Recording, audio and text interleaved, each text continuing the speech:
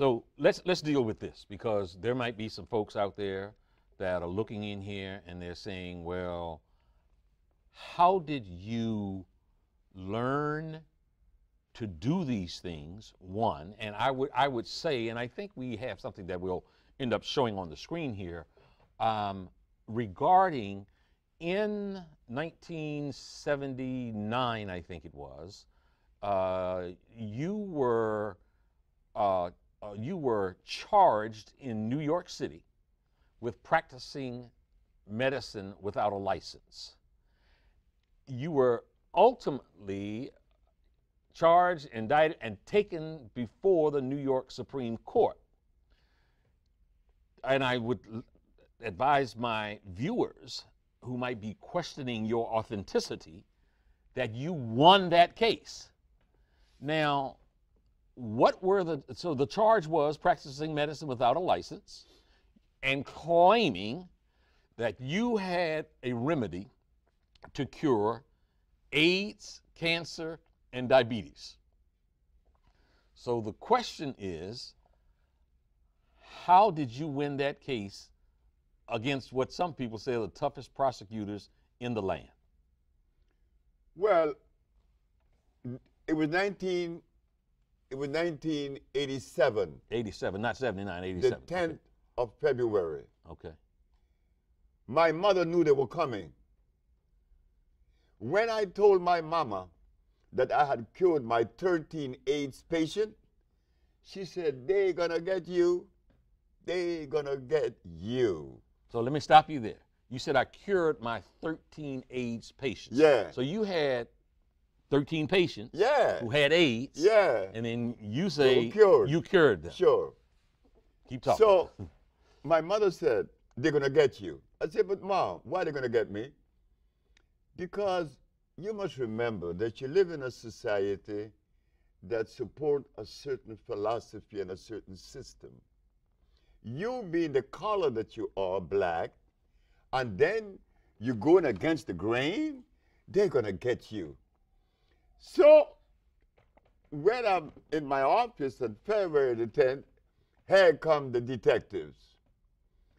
You are charged with practicing medicine without a license, selling product not approved by the FDA, and claiming to cure AIDS and other diseases. Mm-hmm. I said, "Yes." "Well, you are making a fraudulent claim." Mm-hmm. I asked the detective, "How do you know that?" Because you were advertising in newspapers. Of course. I advertised in the Village Voice, the Amsterdam News, and the New York Post. And you were telling people through your advertising that you can cure AIDS, sickle cell, lupus, herpes, blindness, diabetes, paralysis, and others. Okay, so they come knocking on the door and So knocked on my door and took me to jail. But the funny thing about it, I was happy. I was very, very, extremely happy. When everybody in my office was crying, I was happy because my mama told me they were coming. And I knew that I had sufficient evidence to prove my position. Not only scientifically, empirically, historically, and whatever way they would desire. So while I was in jail, I'm saying, I wonder what defense they would have against me. Yeah. I would like to know. But I didn't blame the Attorney General, Mr. Robert Abrams, because why should he accept from me the statement that I cure AIDS and sickle cell and blindness when no one else has ever made those claims? The man had a right to arrest me, but he was making a mistake. So I'm sitting in jail, and I'm happy. When I got out of jail and when I went in front of the judge, I asked 3 questions. And they were? They were, "Your Honor." You defended yourself? Of course I did. Okay. "Your Honor, is it a fact that the Holy Bible teaches that the herbs are for the healing of the nations?" She said, "Yes." "Is it a fact that science shows that the human body is carbon-based, and to complement a carbon-based body, you must have a carbon-based substance to complement it, because the body only accepts the substance through the process of chemical affinity. Chemical affinity is important. It's an electrical transfer. Chemical affinity. Okay. The body could only accept what it is made of, not something new or alien to it. Last question. Your Honor, is it a fact that the father of medicine, Mr. Hippocrates, the man that established the principle of medical science today, cured every disease known to man? Did he use herbs or chemicals? She said, herbs. I said, thank you very much. I rest my case. Okay. Go ahead. So I understood that the state were unprepared to defend itself. They were unprepared because in the past there was 2,781 cases that came before the Supreme Court and lost. Yeah. I won. Yeah. Not only did I prove scientifically, but I had the diagnostic sheets, and I do have them today. And those diagnostic sheets didn't come from me. They came from their school, their American accredited, medical accredited school.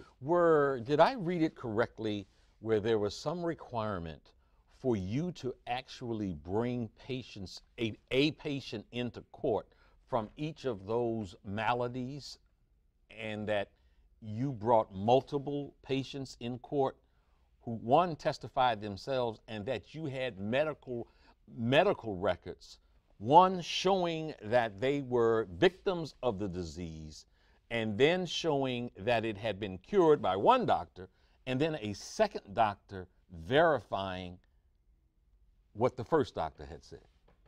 Yes. We have to remember this, that whenever you make a statement that goes against the grain, you better be prepared.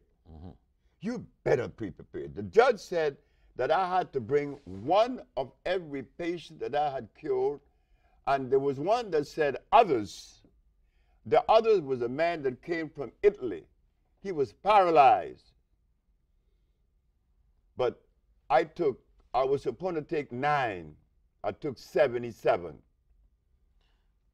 You took 77 patients in court with you? That's correct. But I knew that my brain was not the same as your brain or any other brain, right? We're unique. Yeah.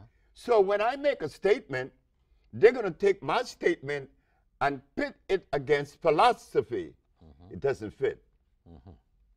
I represent an entity that isn't philosophical. And that entity is? Well, it is an African one. I'm an African. And we have to remember that. You see, we think that we could take a philosophy out of Europe or China and inculcate that into the African brain. It does not resonate. It cannot resonate. You cannot be yourself when you've been adulterated. Being that I am an African, I'm going to look at things the African way. And the African way seems to reduce things to the least common denominator. And guess what I found? That there's only one disease, not 2, not 3, 1. When I opened my big black mouth and told the judge that, oh my God. What did you say? I said, Your Honor, there's only one disease. And what is Could that? you substantiate that? Okay. Of course, I'm not going to just deploy a bunch of empty words. I represent a country. I represent a people. I represent a race. And I represent myself. I'm not going to undermine myself. There's only one disease. The judge said, what is it? I said, you already know. She said, try me. It was a woman, Ann Thelman. I said, Your Honor, when someone has sinusitis, what is obstructing the nasal passage? She said, mucus. And when another has bronchitis, what is obstructing the bronchial tubes? She said, mucus. And when another has pneumonia, what's covering the cells of the lungs? She said, mucus. Dr. Victor Herbert, who is defending the state of New York, jumped up and said, what about AIDS? You and your one disease theory? I said, Your Honor, this doctor is saying that I believe in a theory. I am the last individual on earth that could believe in a theory. I do not lend myself to theories or philosophy. Either I know or I don't know. Okay. He's talking about theories. Yeah. You talking about the real deal. I'm talking about reality, not theories, not philosophy. So please share with this. So she said, and what about AIDS? Yeah. I said, well, he asked about what about AIDS? He want to know where the mucus. I said, Your Honor, have you been to an AIDS ward? She said, yes. I said, what is it that the AIDS spits up every 5 minutes? She said, mucus. Where is the mucus? It's in the skin, it's in the blood, and the lymphatic system that makes up the immunological system. That is where you find the mucus, Mr. Victor Herbert. How could you agree with, how can you disagree with truth? You see, what happened, I didn't go to school. I have never been to school. I have never attended any school, kindergarten, grade school, high school, or anything. But I had parents that kept me anchored to the African way, not to the Chinese way, not to the European way, not to the Japanese way. I am an African. Were your patients all of color? No, no. I have patients that are white. I have more white patients than I have black. Okay, so this scourge that, has just run rampant, through the world, AIDS. Can you walk us through as much as you can a step-by-step process where you have a patient that has AIDS and you do XYZ or ABC, and then the patient no longer has AIDS? Can you walk us through that? Of course. When the first patient was a brother in Boston named Michael White, and a sister, she's from D.C. Her name is, oh boy, I forgot her name right now. Okay. But she told me, she said, Dr. Sebi, my brother has AIDS in Boston. So what do you do? I said, well, I must send him the compound. The compound that I made were made to cleanse the cells. Okay. They come in the category of phosphates, carbonates, iodides, and bromides. Now we are entering the science of biochemistry. Okay. These are food and vitalizers. I remove from the man's diet lactose, uric acid, and carbonic acid, milk, starches, and meat. By removing these things from his diet and then cleansing his cells, he began to see recovery in 24 hours. And so it went. They kicked him out of the hospital 2 weeks later. Memorial Hospital in Boston, Dr. Bonanno. Then there was a young man in D.C., Zelma Peterson is her name. Yeah. Zelma Peterson. Yeah. She was the one that introduced me to my second AIDS patient, and from then it was all the way alive. Okay. Now, you have documented. I got proof now. You have proof. I have books with the documents in it, diagnostic sheets. Yeah. And the medical world still puts out that you are a quack, you're a crazy man, you're not credentialed, and that you run scams on people. But you have documented proof of healing people. Now, I know that you have you reference a compound in Honduras. You also operate out of you operate out of Los Angeles. Los Angeles also. So when you get a patient now, do you, if you have a DC patient, does that DC patient need to go to LA or Honduras? Or? No, no, we treat them. In fact, we send 1,000 packages a day throughout the world right now. Israel, Hong Kong, China, Russia. We have people in the village now from Russia. We have people from all over the world. We send packages all over the world. You don't have to even be in Honduras. But it is good to go to Honduras because the thermal waters are there. Yeah. And they accelerate the process of healing once you immerse your body in it and you drink it. You speak of Honduras. Now, about the medical science saying that I'm a quack, Yeah. I do not blame medical science for making that statement because my race has never done anything on that level of endeavor to express itself able to cure diseases on that level, in other words. So, sure, I'm a quack, but I don't care what they say. Yeah. What I was concerned with, not medical science, because I know that they're the one that is violating. I am not the violator. Hippocrates did not establish the school of medicine by using chemicals because the chemicals cannot assimilate. A chemical cannot assimilate with the human body. An herb can because they are electrical. Okay. Herbs are electrical, and we have yet to understand that. I was concerned with the black leadership of America, not medical science. When I had cured these people of sickle cell and lupus and herpes and blindness, I was happy. I said, now I could go to all the leaders. I could go to Minister Farrakhan. I could go to Jesse Jackson. I could go to Al Sharpton. I could go to Oprah Winfrey. But what I found out, I was mistaken. I was wrong. They are not interested in the healing of any black people. That's an explosive claim. That is not an explosive statement. That is a reality. There isn't a black leader in America that is interested in the health of the black race. Do you say that because they refuse to interact with you? They are not in the position to respond. If they were, my first case of AIDS was cured in 1984. Yeah. And since then, we've been curing people of lupus and herpes and cancer and blindness.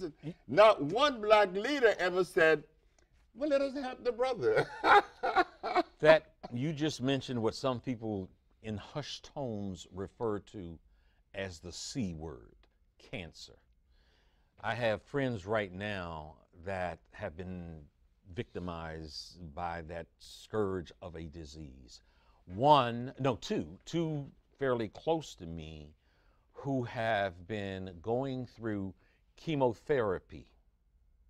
We just recently had the lieutenant governor from the state of Maryland, and the governor of Maryland has cancer, and he's been going through chemotherapy treatments, and he talked about how devastating those treatments were.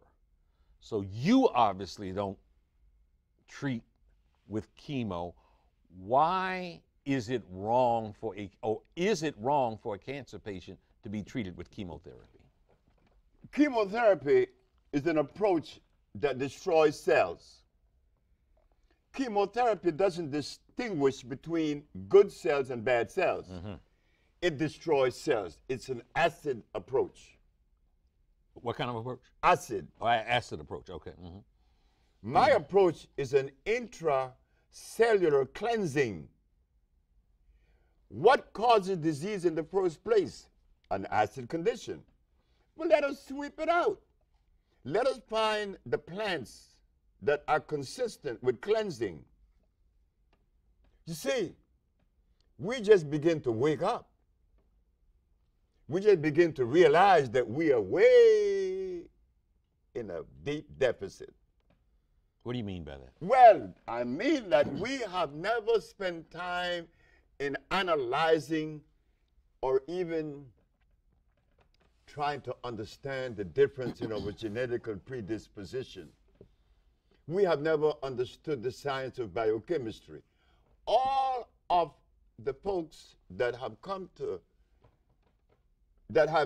came to us, they came to us with history, bunch of history, a lot of religion, a lot of philosophy, but none of them came with a food that would help me to live as healthy as I possibly can. Look carefully. We're not going to make excuses no more. Because if we continue to make excuses, we're going to go deeper into the deficit. Just recently, a report came out that the Christian diet need to be examined, re-examined. Because in the Christian diet, you have people eating hog, potatoes, rice, and beans. But if we take this substance to a biochemist, he's not going to find any food in any of these substances. So why do we eat these things? Then we get sick. I always use that black woman in the jungle. For some reason, she keeps showing up. This black woman in the jungle keeps showing up as setting the standards and raising the bar. Why? Tell me what you refer to when you say this black woman in the jungle. Oh, I mean, this woman was the woman that set the standards. This woman didn't die because of disease. She didn't have any hospitals in the jungle. She didn't have any doctors. She didn't have any medicine. That's why Hippocrates said that your medicine should be your food, or your food should be your medicine. Because the African people didn't have a doctor. They didn't need him. Because they didn't have any of the substance that would violate the biology of the individual. So how long did they live? Do you and I know how long those Africans lived in the forests of Africa before the chemical people came? Furthermore, my mama wasn't naked. She was natural. Because to say that my mama was naked in the forest is to say that God made clothes.